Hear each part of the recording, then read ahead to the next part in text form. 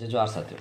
आपने बहुत सारे कैलेंडर देखे होंगे। इंसान जब शुरुआती दौर में अपने समय और कालखंड को जानने की कोशिश करता था तो उसके पास में कोई पैमाना नहीं था, लेकिन धीरे धीरे जब मनुष्य में वो चीज़ें डेवलप करने की बुद्धि आती गई, समझ आती गई, और वो उसे डेवलप करता है। आज का सर्वमान्य और प्रचलित जो कैलेंडर का टाइम है वो है क्राइस्ट का जो बर्थ है उसकी जगह से, उसे जीरो माना जाता है। उससे पहले के टाइम को बिफोर क्राइस्ट यानी बीसी कहा जाता है और उसके बाद को एडी कहा जाता है।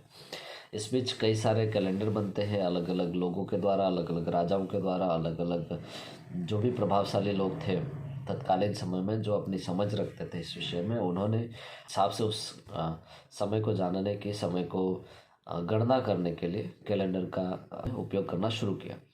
इसके साथ ही बहुत सारे कैलेंडर आपको दिख रहे होंगे, चाहे ये अलग अलग तरीके के लोग हैं, वो अलग अलग धर्म के लोग हैं, अपने अपने धर्म के हिसाब से कैलेंडर बनाते हैं और हर धर्म का अपना एक कैलेंडर है।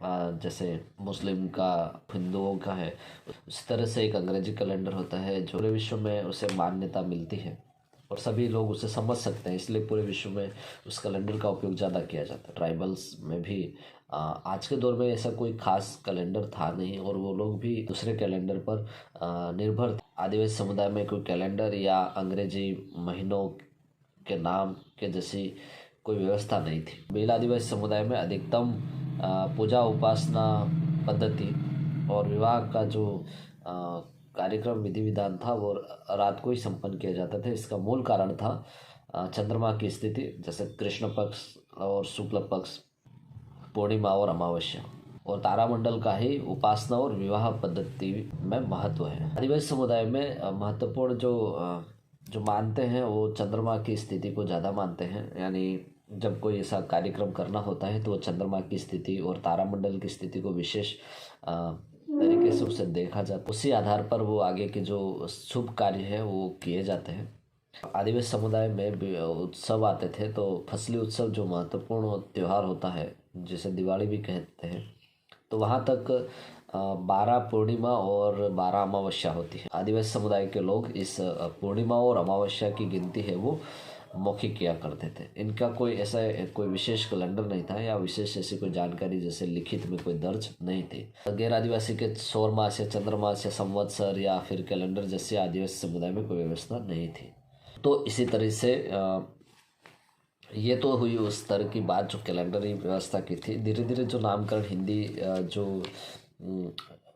हिंदी कैलेंडर के जो नाम है, जैसे कि चैत्र, वैशाख, ज्येष्ठ, आषाढ़ वगैरह, ये भी हमारे आदिवासी समुदाय में भी प्रचलित थे और शायद ऐसा कहा जा सकता है कि 19 इसी तरह से मौखिक तरीके से धीरे धीरे उन कैलेंडरी रूप में गया होगा कि लोगों के पास में बाज़ारों में दिवाली के टाइम समय पर कुछ डायरी वाले कैलेंडर आ जाते हैं, कुछ फिर मान लीजिए जो स्कूल के टाइम में है तो स्कूल वाले रख देते हैं, फिर अखबार वाले हैं उनके रख देते हैं, और इस तरह से कोई बैंक है, कंपनी है, वो अपने अपने तरीके से अलग अलग कैलेंडर बना देते हैं। वो पर मोस्टली जो कैलेंडर चलता है वो अंग्रेजी महीनों के आधार पर चलता है, उसके साथ साथ रख। आपको जानकर के बड़ा आश्चर्य होगा कि ऐसा ही कैलेंडर आदिवासी परिवार ने नया कैलेंडर जारी किया है, कि मैं आपको उस कैलेंडर को दिखाना चाहता हूँ कैसा है। एक बार आप उसको देख लीजिए।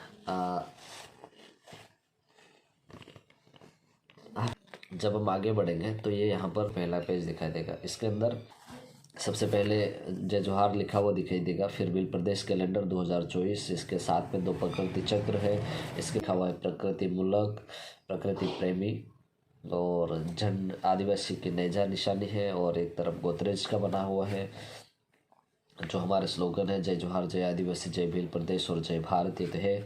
फिर आपको यहाँ पर दिखाई देगा माघ, पौष यानी महीनों के नाम है, और माघ 5 से पौष 5 तक। तो इसके अंदर इस तरीके से यहाँ पर बहुत सारी चीज़ें दे रखी है। और उसके बाद में वार की अगर बात करें, इधर साइड में वार लिख रखे हैं। तीनों लैंग्वेज में है, भीली में है, हिंदी में है और इंग्लिश में है।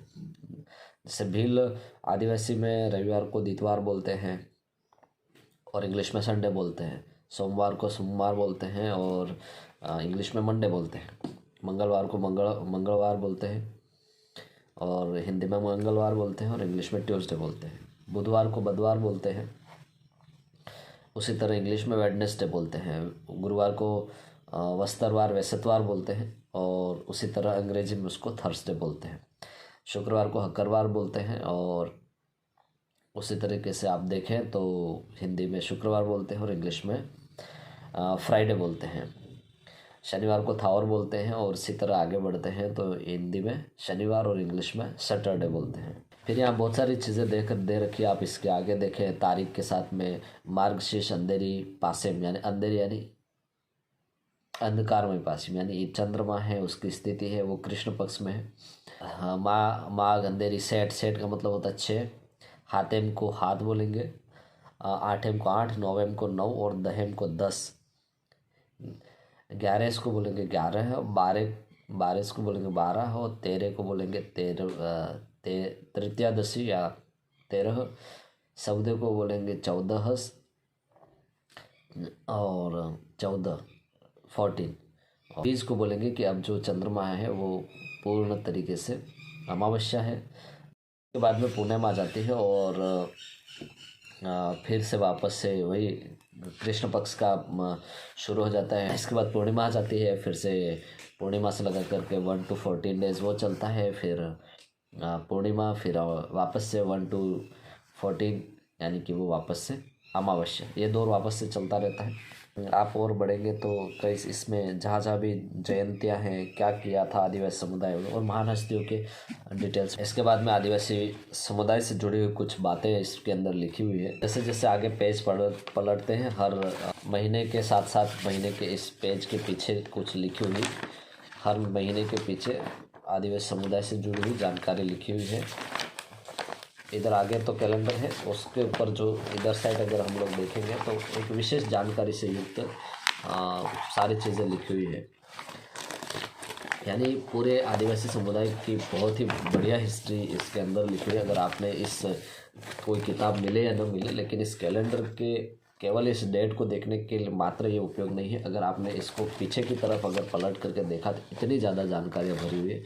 इसे देख करके आप समझ सकते हो कि आदिवासी समुदाय कितना स्वाभिमानी, कितना बेहतर और कितना शांतिप्रिय। इसको पढ़ने के बाद आप पूरी तरह से आदिवासी समुदाय के बारे में जान पाओगे।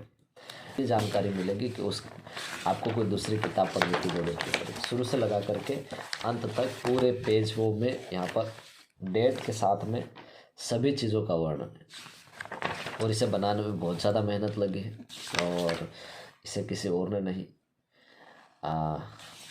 आदिवासी परिवार के और आदिवासी समुदाय, भील आदिवासी समुदाय के आज के, अगर ये कहा जाए कि आज जिस तरह से भगवान धरती आबा बिरसा मुंडा ने आदिवासियों को जगाने का काम किया था, उसी तरीके से आज के इस दौर में आदिवासियों के वैचारिक गुरु और आधुनिक बिरसा के नाम से प्रसिद्ध भंवरलाल परमार, भंवर दादा के अथक प्रयासों से, उनके अथक रिसर्च से इस कैलेंडर को डेवलप किया है, बनाया है।